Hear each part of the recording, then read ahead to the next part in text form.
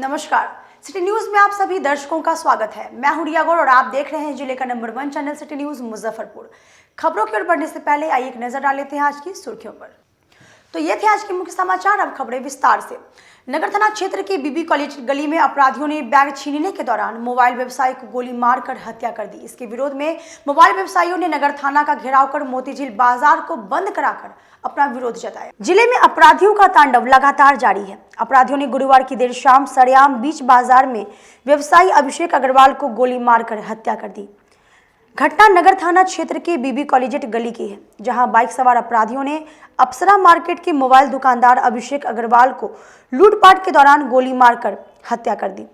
जानकारी के अनुसार मृतक अभिषेक अपनी दुकान बंद कर सिकंदरपुर स्थित ट्रांसपोर्ट से होते हुए पांडे गली स्थित अपने घर जा रहे थे। इसी क्रम में पल्सर सवार 3 अपराधियों ने इस घटना को अंजाम दिया। इधर घटना की खबर फैलते ही पूरे इलाके में सनसनी फैल गई। सूचना पर पहुंची नगर थाना की पुलिस ने आनन फानन में अभिषेक को एसकेएमसीएच ले गए, जहां डॉक्टर ने उसे मृत घोषित कर दिया और अपना भी रोके भाई को पहले गोली मार दिया, फिर उसके बाद हमको आँख में मिर्चा डाल के बैग में चला। आप भी उसी गाड़ी पर थे? हाँ, हम ही गाड़ी चला रहे थे। अच्छा, भाई मेरे पीछे बैठा हुआ था। क्या नाम था उनका? अभिषेक अग्रवाल। घर कहाँ था? मोतीझील पांडे गली थाना। आप मतलब कहाँ से कहाँ जा रहे थे? हम लोग अप्सरा मार्केट से गए थे पार्सल लगाने सिकंदरपुर। अच्छा, सिकंदरपुर से ना जवाहरलाल होते हुए इधर से जा रहे थे। कहाँ जगह कहाँ? मोतीझील पांडे गली में जाना था, बीबी कॉलेज के गली। घटना कहाँ हुई? इधर गोलीबारी की घटना की सूचना मिलते ही एसएसपी जयंत कांत व नगर डीएसपी राम नरेश पासवान दल बल के साथ मौके पर पहुंच आसपास में लगे कई सीसीटीवी फुटेज को खंगालना शुरू किया। मामले में एसएसपी जयंत कांत ने घटना की पुष्टि करते हुए बताया कि गोलीबारी की घटना हुई है, सभी बिंदुओं पर जांच किया जा रहा है, साथ ही आसपास में लगे सीसीटीवी को खंगाला जा रहा है। जल्द ही अपराधियों को चिन्हित कर गिरफ्तारी की जाएगी। जो फैक्ट सामने आए हैं वो ये है कि 3 बाइक सवारों ने एक व्यक्ति को गोली मारी है, चलती बाइक में गोली मारी गई, जो सीसीटीवी कैमरे से नज़र आ रहा है। इस मामले में स्पेशल इन्वेस्टिगेशन टीम बनाई गई है और आगे हम लोग बाकी इन्वेस्टिगेशन। आधा घंटे पहले की घटना है। एक मोटरसाइकिल पर 2 भाई सवार थे, उनको पीछा करके एक पल्सर सवार गाड़ी से आपराधिक कर्मी आए और उनसे सिर में गोली मार करके इधर की ओर भाग गए हैं। जी, मिर्च और भी धोखा किया बताया। हाँ, आँख में मिर्च झोंक करके जो बाइक चला रहे थे उनको गिरा दिया गया। उसके बाद पीछे जो बैठे हुए थे उनके सिर में गोली मार दी गई। मृतक की क्या पहचान हुई है सर? अभिषेक करके बोल रहे हैं कि मोतीझील के रहने वाले व्यवसायी हैं। जी, क्राइम सीन यहाँ पर क्या कुछ पता कर पाए हैं क्या? एक क्राइम सीन यहाँ पर अभी हम लोग जांच कर रहे हैं। यहाँ पर अभी उनको इलाज के लिए भेज दिया गया है। शहर में नाकेबंदी कराई गई है? शहर में पूरी तरह से नाकेबंदी कराई गई है। अभी सभी जगह वाले से हमने सूचना दे दिया है सभी थानाध्यक्ष को कि सड़क पर वाहनों की चेकिंग करेंगे। बीती रात मोबाइल कारोबारी की हत्या के बाद शहर में लोगों का गुस्सा फूट पड़ा। हत्या से आक्रोशित लोगों ने शुक्रवार को आदर्श टाउन थाने का घेराव किया। सैकड़ों की तादाद में पहुंचे लोगों ने पुलिस से हत्या में शामिल अपराधियों की गिरफ्तारी की मांग कर रहे थे। आक्रोशित लोगों का कहना है कि आए दिन अपराधी बेखौफ होकर वारदात को अंजाम दे रहे हैं और पुलिस इसे रोक पाने में विफल हो जा रही है। वहीं प्रदर्शन कर रहे लोगों ने पुलिस को चुनौती देते हुए बताया कि अगर पुलिस 24 घंटे के भीतर अपराधियों की गिरफ्तारी नहीं की तो इससे भी बड़ा आंदोलन होगा। भाई मेरे व्यवसायी भाई मेरा अभिषेक अग्रवाल, उसकी हत्या के खिलाफ में बहुत निष्कांत हत्या हुई है बेचारे की और हम लोग इससे बहुत आहत हैं। आज हम लोग अपना बैग लेके नहीं आए हैं विरोध में। बैग में हम लोग के नाश्ता रहता है, उसके अलावा कुछ नहीं रहता और अपराधी लोग को लगता है मोटा रकम लेके जा रहा है। मोबाइल दुकानदार है बेचारा, उसी फिराक में मारा गया। मुश्किल से 50-60-1 लाख का मार दिया बेचारे को। 7-8 महीने का बच्चा है पेट में, एक गोद का बच्चा है। और कुछ दूरी में थाना से कुछ दूरी में थाने है, कुछ दूरी में 500 मीटर की दूरी पर यह घटना हुई है। हम लोग साथ में रात में दुकान क्लोज किए, हम और मेरे जिनकी अभी हत्या हुई है, आमने सामने एक दूसरे के दुकानदार हैं। हम लोग साथ में अभी हम लोग दुकान बढ़ाए, उनको ट्रांसपोर्ट जाना था। ट्रांसपोर्ट जाने के क्रम में अपराधी लोग उनके पीछे लगे हुए थे। उन लोगों को रोज का पता था कि ये इस रास्ते से गुजरते हैं और वो सोची समझी साजिश के तहत बीबी कॉलेज के गली में उनको हत्या कर दी गई है। सर न्याय दिलाने के लिए आप लोग कहाँ तक विरोध कर रहे हैं सर? अभी जाएंगे घंटा के अंदर अगर बरामदी नहीं होती है, 24 घंटा के अंदर अगर 24 घंटा के अंदर अगर अपराधी पकड़ने नहीं आते हैं तो हम लोग अनशन पे बैठेंगे। कोरोना वैक्सीन के ड्राई रन के पहले दिन जिले में 75 स्वास्थ्य कर्मियों को टीकाकरण देकर रिहर्सल कराया गया। कोरोना वैक्सीन के लिए सदर अस्पताल, उड़िया बाजार पीएचसी और मुशहरी पीएचसी में शुक्रवार को ड्राई रन किया गया। इसके लिए 12 टीमें बनाई गई। तीनों केंद्रों पर 25-25 लोगों को कोरोना टीकाकरण का रिहर्सल किया गया। इसके लिए 75 स्वास्थ्य कर्मी का सूची बनाया गया। तीनों जगहों पर सुबह 11 बजे से ही ड्राई रन शुरू हो गया। प्रत्येक सेंटर पर 3 रूम निर्धारित किए गए थे। सुबह 11 बजे से ड्राई रन शुरू हुआ, जो दोपहर 1 बजे तक चला। जिन हेल्थ वर्करों को टीका दिया गया, उनकी एंट्री से लेकर वैक्सीनेशन और ऑब्जर्वेशन तक की पूरी प्रक्रिया निभाई गई। ड्राई रन में वे हेल्थ वर्कर ही शामिल होंगे जिन्हें वास्तव में पहले फेज में वैक्सीन दी जानी है। जिले में 20,000 के करीब हेल्थ वर्करों का डाटा तैयार किया गया है। इन्हें पहले फेज में वैक्सीन दी जाएगी। इनमें से ही 75 को चुना गया है जिन पर ड्राई रन किया गया है। जिलाधिकारी प्रणव कुमार ने बताया कि कोरोना वैक्सीन का रिहर्सल किया जा रहा है ताकि वैक्सीन का रूप पता चल सके। आज कोविड वैक्सीन का जो मास जो लगाया जाना है लोगों के बीच, जिसमें कि ऑलरेडी प्रायोरिटी तय की गई है, उसको लेकर के एक प्रैक्टिकल हम लोगों ने यहाँ पर तैयारी की, समीक्षा की, ड्राई रन कराया और ये सभी जगहों पर आज ड्राई रन कराया जा रहा है। इसके अंतर्गत 25 लोगों को ड्राई रन के माध्यम से हम लोग चिन्हित करके ऑलरेडी टीका देने में क्या क्या सावधानियां बरती जानी है, कैसे टीका लगाया जाना है, इसकी तैयारी की गई, प्रदर्शन किया गया, डिमॉन्स्ट्रेशन किया गया और सभी लोगों ने इसे आज देखा भी। इसके अंतर्गत रजिस्ट्रेशन करते हुए सबसे पहले वेटिंग रूम में लोगों को लाया जाना है। उसके पश्चात उनका आइडेंटिफाई करके, उन्हें आइडेंटिफिकेशन जो उन्होंने कार्ड अपने डेटाबेस में डाला है उसके माध्यम से आइडेंटिफाई करके वैक्सीन दिया जाना है। वैक्सीन दिए जाने के पश्चात आधे घंटे तक ऑब्जर्वेशन रूम में रख करके कोई वैक्सीन की प्रतिक्रिया तो नहीं है ये देखा जाना है। वहाँ डॉक्टर्स भी उपस्थित रहेंगे, उपलब्ध रहेंगे कि किसी तरह की यदि कोई प्रतिक्रिया होती हो तो उसे तुरंत टेकअप किया जाएगा। तो ड्राई रन आज 25 लोगों का इस तरह से ड्राई रन किया जाएगा ताकि हम सेशन साइट पर भी एक्चुअली हमें कहीं कोई दिक्कत नहीं हो। मोबाइल व्यवसायी की हत्या मामले में भाकपा माले के सदस्यों ने सरकार के खिलाफ शहर में प्रतिवाद मार्च निकाला। जिला भाकपा माले के सदस्यों ने नगर थाना क्षेत्र में कल रात हुए मोबाइल व्यवसायी की हत्या के विरोध में शहर में जिला पुलिस प्रशासन के खिलाफ प्रतिवाद मार्च निकाला। मार्च माले जिला कार्यालय से निकलकर शहर के प्रमुख मार्ग होते हुए कल्याणी चौक तक पहुंचा। मार्च के दौरान जिले में बढ़ते अपराध के खिलाफ सरकार विरोधी नारे भी लगाए गए। माले के सदस्यों ने कहा कि जिले में अपराधी बेलगाम हो गए हैं। कल सरेआम अपराधियों ने व्यवसायी की गोली मारकर हत्या कर दी और सरकार आपराधिक घटना पर लगाम लगाने में पूरी तरह से फेल है।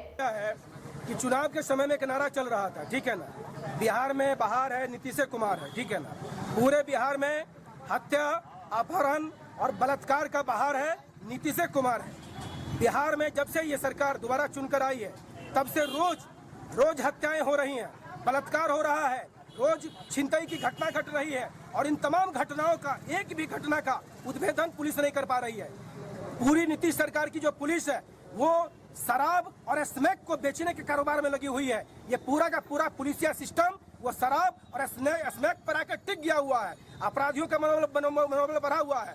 दिन दहाड़े समझिए कि रात में 8 साढ़े 8 बजे के आसपास टाउन थाना के महज 800 मीटर पर किसी अपराधी का इतना मनोबल बढ़ गया कि वो मतलब छीनने के क्रम में किसी व्यवसायी को गोली मार दे। क्या पुलिस का खौफ खत्म हो गया? इसलिए खौफ खत्म हो गया क्योंकि अपराधी जानते हैं कि पुलिस यहाँ पर नहीं होगी, के पास गई हुई है और ये सरकार सोई हुई है। नीतीश जी कहा करते थे कि जंगल राज पे बड़ा हंगामा होता था और जंगल राज अभी क्या है देख लीजिए। अहियापुर में इंजीनियरिंग के छात्र की हत्या हो गई, उसमें सत्ताधारी पार्टी के नेता का नाम आ रहा है। सकरा में गैंगरेप की घटना हुई छात्रा के साथ, 5 लड़कों ने मिलकर गैंगरेप को अंजाम दिया और कल इस शहर में इतना बर्बर तरीके से घटना घट गई। इसके लिए कौन जिम्मेवार है? क्या नीतीश जी को इस पर जवाब नहीं देना चाहिए? क्या नीतीश सरकार को इस पर कार्रवाई नहीं करनी चाहिए कि इस तरीके से क्या बिहार पूरा अपराध राज्य में तब्दील रहेगा? आज बिहार के अंदर में कोई भी आदमी अपने को सुरक्षित महसूस नहीं कर पा रहा है। कौन आदमी सुरक्षित है? जहां पर जाइए वहां पर अपराधियों का बोलबाला है। तुरंत में कोई गोली मार दे रहा है, तुरंत में किसी की हत्या हो जा रही है, किसी के साथ बलात्कार की घटना घट रही है। क्या होगा बिहार के अंदर में? इसलिए ये प्रतिरोध मार्च निकाला गया है। हम सरकार से और पुलिस प्रशासन से यह मांग करते हैं कि मुजफ्फरपुर समेत बिहार में जो ये अपराध की घटना बढ़ी है, जो हत्या लगातार हो रही है, इन तमाम हत्याओं पर आप रोक लगाइए। जो पुलिस प्रशासन, जो पुलिस के अधिकारी इन तमाम चीजों को लागू करने में नहीं सक्षम है, इन तमाम लोगों को बदलिए। आप इनको यहाँ से हटाइए। थाने में बैठा के रखने की कोई जरूरत नहीं है। इन तमाम लोगों से जाके पूछिए, ये तमाम लोग एक एक दारू बेचने वाले का नाम जानते हैं, उनका अड्डे जानते हैं, स्मैक बेचने वाले एक एक आदमी को जानते हैं। पूरा का पूरा QRT बने, TRP बने, जितना भी पुलिस का मशीनरी बनता है, सबका सब मशीनरी आज दारू और स्मैक के कारोबार पर टिका हुआ है। सब लोग उससे पैसा। 9 महीने बाद स्कूल खोले जाने के बाद समय पर अपनी पढ़ाई पूरी करने की चुनौती छात्रों के सामने आई। देखिए ये रिपोर्ट। 9 महीने बाद जिले में 9वीं से लेकर 12वीं तक के छात्रों के लिए स्कूल तो जरूर खोल दिया गया है और बिहार बोर्ड तथा CBSE बोर्ड द्वारा 10वीं और 12वीं की परीक्षा की तिथि भी घोषित कर दी गई है। 9 माह की पढ़ाई की भरपाई छात्र कैसे पूरा करेंगे, इस पर सिटी न्यूज की टीम ने छात्रों से खास बातचीत की। मैं संत जेवियर्स स्कूल के प्रैक्टिकल लैब में खड़ी हूँ। आइए हम बच्चों से जानते हैं कि उन्होंने लॉकडाउन में या फिर अभी जो स्कूल खुले हैं उसमें क्या रिलेट किए। आइए बात करते हैं। फिर आपको कैसा फील हो रहा है? स्कूल हमारे अब कम्प्लीटली खुलने वाले हैं और हम लोग अब नॉर्मल स्टडीज़ में आने वाले हैं। हम लोग का पैंडमिक के कारण श्योरली बहुत इफेक्ट हुआ है हमारी स्टडीज़ का, लेकिन अब सब कुछ फिर से नॉर्मल वे में होगा। हम लोगों की पढ़ाई स्टार्ट होगी and will surely cup up with the loss. अच्छा ये बताइए कि हम लोग बहुत तरह की फ्रस्ट्रेशन, बहुत तरह की एंजाइटी से सफ़र करते हैं, मेनली जब हम लोग खाली बैठे रहते हैं। तो उस बीच में आपका लॉकडाउन बेहतर था या फिर अभी स्कूल वगैरह खुला है, उसमें क्या आप रिलेट कर रहे हैं? आई फील कि स्कूल अब खुलेगा तो वही हमारा एक प्रॉपर जो रूटीन मेंटेन रहता है वो हमारे स्कूल आवर्स, हमारे टीचर्स, इन सब के सपोर्ट के कारण ही मेंटेन होता है। एक डिसिप्लिन जो हमारा होता है वो स्कूल के कारण ही मेंटेन होता है। एंड आई फील कि अब जब सब कुछ नॉर्मल होगा तभी हमारा सब कुछ वापस रूटीन सही हो पाएगा। आइए और भी बच्चों से बात करते हैं। आपका ऑनलाइन क्लास बेहतर था या फिर ऑफलाइन क्लास बेहतर है? ऑफलाइन क्लास बेहतर था। आपको ऑनलाइन क्लास क्यों बेहतर नहीं लगा?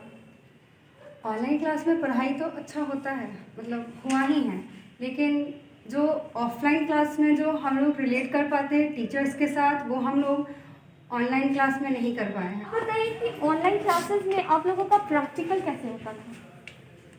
ऑनलाइन क्लासेस में हमारे प्रैक्टिकल कंटिन्यूड नहीं रहे, पर अभी मतलब हमारे ऑफलाइन में ही हमें प्रैक्टिकल कराया जा रहा है।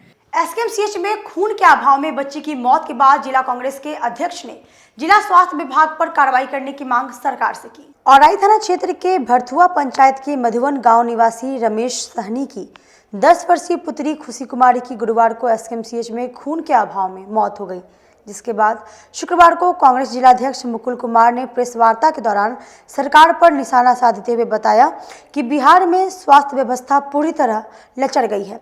सरकार द्वारा सिर्फ वादे किए जाते हैं, जमीनी हकीकत कुछ और है। नतीजा यह है कि उत्तर बिहार की सबसे बड़ा अस्पताल SKMCH में एक बच्ची की मौत खून के अभाव में हो गई और अब भी जिला प्रशासन और स्वास्थ्य विभाग द्वारा कोई ठोस कदम नहीं उठाया गया है। वक्त तो चला एक छोटी सी ब्रेक का लेते हैं, एक छोटा सा ब्रेक। तब तक आप बने रहिए हमारे साथ, देखते रहिए city news Muzaffarpur. Career achievers आपके विश्वास पर खरा उतरने वाला कोचिंग संस्थान है। हमारे यहाँ मेडिकल, IIT, JEE तथा फाउंडेशन की तैयारी भी कराई जाती है। इसके अलावे exclusive batch JEE mains, advance की भी क्लासेस चलाई जाते हैं। छात्र छात्राओं को 100% स्कॉलरशिप की भी व्यवस्था है। यहाँ से कितने छात्र छात्राएं सफलता की सीढ़ी चढ़ चुके हैं। Classes taken by top mentors, तो हमारे यहाँ अवश्य पधारें। तो हमारा पता याद रखें, हमारा पता है career achievers, Mithanpura, near north point school और हमारा कॉन्टेक्ट नंबर है 8002479735 या फिर आप हमें कांटेक्ट कर सकते हैं 8877430251 पर। सबसे बड़ी बात तो ये है कि हम चाहते हैं कि हमारे इस मिशन में हमारे बच्चे गंगा पार करके उस पार नहीं जा पाए। यही नहीं, मिशन तो तब सक्सेसफुल होगा जब गंगा पार के बच्चे यहाँ एडमिशन लेने के लिए मार करेंगे। इसी आशा के साथ इंस्टीट्यूट तो हम लोग चला रहे हैं, अपने बच्चों को खुश करने की कोशिश कर रहे हैं। बच्चों को मैंने यही कहा है, तुम अपना समय दो, मैं तुम्हें आसमान की बुलंदियों पर पहुंचा दूंगा। मुजफ्फरपुर की शान और अपने कलाकृतियों से बॉलीवुड के स्टारों में अपनी पहचान बना चुका बाबा की दुकान लहठी भंडार पिछले 50 वर्षों से आपके पसंद का ख्याल रखती है। यहाँ से लाह की बहुरानी सेट बॉलीवुड की स्टार ऐश्वर्या राय ने अपनी शादी में पहनी थी। यहाँ से राजनीतिक गलियारों के नामचीन चेहरों की दुल्हन भी सजी थी। हमारे यहाँ शादी सेट, बहुरानी सेट, जयमाला सेट, लाह के फैंसी आइटम कुशल कारीगरों द्वारा निर्मित कराई जाती है। इसके अलावा चूड़ा सेट, कंप्यूटर चूड़ा, कुंदन चूड़ा, वाटरप्रूफ चूड़ा, चुंदरी 3 बुंदिया, बंग बंगरी, हिंगलू, पात चूड़ा, जंगली चूड़ा का भी निर्माण अपने कारीगरों द्वारा कराती है। यही नहीं, लाह से बनी कान का टॉप्स, रिंग, नथ, गला का हार, मांग टीका, पेन स्टैंड, हाथी, बिछिया, ग्लास, करा भी बनाती है। तो एक बार हमारे यहाँ अवश्य पधारे। बाबा की दुकान लहठी भंडार, इस्लामपुर, मुजफ्फरपुर। हमारा कांटेक्ट नंबर है 9308620444। 40-50 साल से जो हमारी दुकान है, ये बाबा की दुकान लहठी भंडार, समझे ना, पुश्तैनी हम लोग का काम ही है। और हमारे यहाँ जो है जितने भी है, जैसे कि ऐश्वर्या राय के यहाँ लहठी गया, हमारा सचिन के यहाँ गया है, और आपके जो है तेज प्रताप सिंह, अभी लालू प्रसाद के लड़के की शादी हुई है, उसमें भी लहठी भेजा गया था। और हमारे यहाँ जो है ना बहुरानी सेट है, जैसे कि है कुंदन सेट है, और जैसे कि हम लोग जो डिज़ाइन जो है सेलेक्ट करते हैं जो लगन के ऊपर जो है, जैसे कि कस्टमर का चॉइस देखते हैं हम लोग हैं, उसी टाइप से हम लोग जो है माल तैयार करते हैं। और कलर है मैचिंग, हमारे यहाँ सबसे विशेषता है कि हर तरह के लहंगे का जो है ना मैचिंग तुरंत हैंड टू हैंड हम लोग लगा के दे देते हैं। हम पढ़ाते नहीं, हम बच्चों में विश्वास जगाते हैं। Christ Jyoti international school, based on CBSE curriculum with co-education. इस स्कूल में प्रत्येक विषयों के लिए अनुभवी शिक्षकों का समूह है। विद्यार्थियों को अलग से ट्यूशन पढ़ने की आवश्यकता बिल्कुल नहीं है। बच्चों को प्रत्येक विषयों के लिए अलग से अतिरिक्त कक्षाएं दी जाती हैं। साइंस और कंप्यूटर लैब की व्यवस्था के साथ उत्तम खेल कूद के लिए बड़ा सा कैंपस भी है। नर्सरी के बच्चों को खेल कूद की विधि से पढ़ाई जाती है। केंद्रीय माध्यमिक शिक्षा बोर्ड पर आधारित पाठ्यक्रम से कक्षा प्ले हाउस व नर्सरी से अष्टम वर्ग तक ये नामांकन प्रारंभ है। तो नामांकन के लिए तुरंत संपर्क करें। हमारा पता है Christ Jyoti international school, Dharmodaya स्थली, माधोपुर सुस्ता, मुजफ्फरपुर।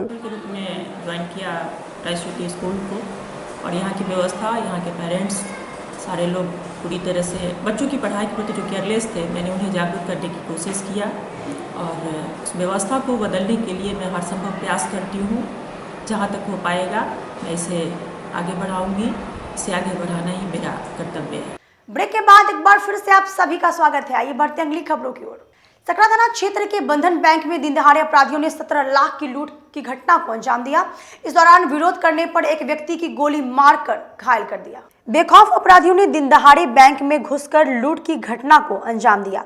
जिले के सकरा थाना क्षेत्र के दोनवा चौक स्थित बंधन बैंक में अपराधियों ने लूट की वारदात को अंजाम दिया है। आपको बता दें कि लगभग आधा दर्जन अपराधियों ने बैंक में घुसकर लगभग 17 लाख की रकम लूट ली। लूट की घटना को अंजाम देने के बाद भागने के क्रम में अपराधियों ने एक स्थानीय दुकानदार को गोली मार दी। भागते हुए अपराधियों को पकड़ने का प्रयास करने वाले दुकानदार राजेश शाह को गोली लगी है। लूट की सारी घटना बैंक में लगे सीसीटीवी में कैद हो गई है। सीसीटीवी में साफ दिख रहा है कि आधा दर्जन की संख्या में आए अपराधी ने घटना को अंजाम दिया है। 12:35 से 40 के बीच का घटना है जी। हम लोग अंदर बैठे हुए थे, कस्टमर का काम कर रहे थे। अचानक से 4-5 आदमी अंदर आए पूरा बंदूक लेके, और आने के बाद सबको जो 6-7 कस्टमर भी अंदर थे, हम लोगों को सारा बुला के साइड करवा दिया। वो लोग करके वो पूरा पहले कैश काउंटर के अंदर सारे पैसा लिया वहाँ पे, और फिर वॉल्ट का रूम का भी दरवाज़ा तोड़ दिया। उसको पता नहीं था मैं मैनेजर हूँ, तो मैंने वो चाबी खोज रहा था, मैंने बोला जी चाबी लेके मैनेजर चला गया बाहर, और कस्टमर भी बोले हाँ मैनेजर सर 10-15 मिनट पहले चले गए। तो इसीलिए वो लोग चाबी नहीं है किए हैं। वो उस कस्टमर वहाँ से अंदर का जो भी पैसा था 17,29,000 कुछ पैसा था वो लेके वो लोग सब फरार हो गए। जैसे वो फरार हुआ हम लोग बाहर जाके हल्ला चिल्ला किया तो वो लोग नीचे से सब लोग पकड़ने की कोशिश भी किए थे। 4-5 राउंड गोली भी चलाया और एक जना का गोली भी लग गया। सब एक एक करके आए थे, हेलमेट पहन के उधर गए उधर मेरे पास आए, डायरेक्ट भिड़ा दिए निकलो बाहर। कितने की संख्या में? 4-5 थे सर। पिस्तौल भी दिखा था? सबका पिस्तौल था सबके पास। कितना राशि था लगभग? हाँ, लगभग कितना राशि था? लगभग सर 17,29,090 रुपये। इधर मामले की जानकारी मिलने के बाद डीएसपी पूरे दल बल के साथ घटनास्थल पर पहुंचे और मामले की जांच शुरू कर दी है। सीसीटीवी फुटेज को भी खंगाला जा रहा है। घटना घटी है सत्तर थाना में। हम लोग हर बिंदु पर जांच कर रहे हैं और प्रॉपर चेक करने के बाद ही आगे की जो कार्रवाई होगी उसके बारे में बता पाएंगे। कितने की राशि की लूट हुई सर? हम लोग जांच कर रहे हैं, इन्वेस्टिगेट कर रहे हैं, जांच कर रहे हैं। जांच के बाद ही हम लोग प्रथम दृष्टया जो चीज़ें सामने आती हैं वो देख ही रहे हैं। कितने की संख्या में सर थे अपराधी? तकरीबन 4 या 5 की संख्या में थे। हम लोग एक एक बिंदु पर जांच करना, प्रॉपर जांच करने के बाद इस विषय में हम लोग कुछ बता पाएंगे। फायरिंग भी हुई है सर? जी बिल्कुल फायरिंग की सूचना है। कितने राउंड फायरिंग हुई सर? एग्जैक्टली अभी कह नहीं सकते, लेकिन हाँ ये ज़रूर है कि फायरिंग हुई है। कितने राउंड फायरिंग हुई है और ये सारी चीज़ों के लिए जाँच के लिए ही हम लोग यहाँ पे आए हैं और जाँच करने के बाद ही हम बता पाएंगे। सकरा प्रखंड के रामपुर कृष्णपुर गांव के ग्रामीणों ने बाढ़ राहत राशि भुगतान नहीं किए जाने के विरोध में समाहरणालय में अनिश्चितकालीन धरना की शुरुआत की। समाहरणालय में सकरा प्रखंड के रामपुर कृष्णपुर गांव में ग्रामीणों ने बाढ़ राहत राशि नहीं मिलने के खिलाफ 1 दिवसीय धरना दिया, जिसमें ग्रामीणों ने सकरा प्रखंड के अंचलाधिकारी के खिलाफ नारेबाजी की। ग्रामीणों का आरोप है कि अंचलाधिकारी द्वारा लगातार ग्रामीण को बाढ़ राशि के लिए परेशान किया जा रहा है। ग्रामीणों ने मुख्य रूप से बाढ़ राहत राशि देने की मांग की। मांगे नहीं माने जाने पर अनिश्चितकालीन धरना देने की बात उन्होंने की है। सकरा प्रखंड से आए हैं, रामपुर कृष्ण पंचायत से हम आए हैं। मेरा नाम रिंकू देवी हुआ। हमारे यहाँ बाढ़ जो आई थी तो पहले तो हमारा पूरा गांव दहाया हुआ था, बाढ़ घोषित नहीं हो रहा था, उसमें से 7 वार्ड घोषित हुआ। तो हम लोगों ने आंदोलन किया, सारे अधिकारी आए और जांच हुई और जांच में हम लोगों को घर में पानी था तो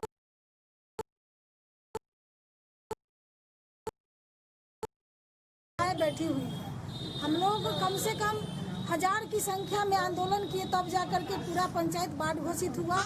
और जो लोग इतना जो महिला यहाँ बैठी हुई है, ये लोग आंदोलन में जो आगे कार्यकर्ता बन के आंदोलन कर रही थी, उन लोगों को नाम छाटा गया है, केवल दलितों को छाटा गया है।